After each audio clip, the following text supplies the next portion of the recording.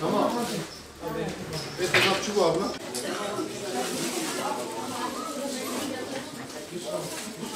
Batman Umut Kervanı olarak yıl içerisinde çeşitli faaliyetler yapmaktayız. Bu faaliyetlerimiz Ramazan'da gıda kolisi dağıtımıdır ki bundan bir ay önce Ramazan'da 3000 ailemize gıda kolisi ulaştırdık. Kurbanlarda et dağıtımı yapıyoruz Umut Kervanı olarak. Geçen Kurban Bayramı'nda 700 baş kurban keserek 3000 ailemize yine kurban eti dağıtmıştık. Bazı dönemlerimizde giyim yardımları oluyor ki yine Ramazan'ın başında yetim ve muhtaç çocuklarımıza 500'ün üzerinde çocuğa giyim yardımı yapmıştık. Bugün de hayırseverlerin bize zekat olarak getirmiş olduğu giyimleri ve sadaka olarak göndermiş oldukları giyim yardımlarını yetim ve muhtaç ailelere dağıtıyoruz.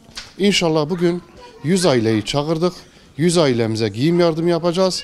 Yarın da 100 ailemizi çağırarak 200 ailemize bugün giyim ve ayakkabı yardımı yapıyoruz inşallah. Yarın da aynı şekilde 100 ailemize giyim ve ayakkabı yardımı yapacağız. Bize bu konuda destek veren hayırseverlerimizden Allah razı olsun.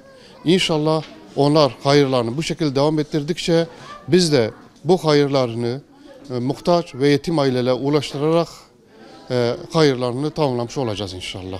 Allah-u Teala hepsinden razı olsun. Hayırlarının devamını diliyoruz.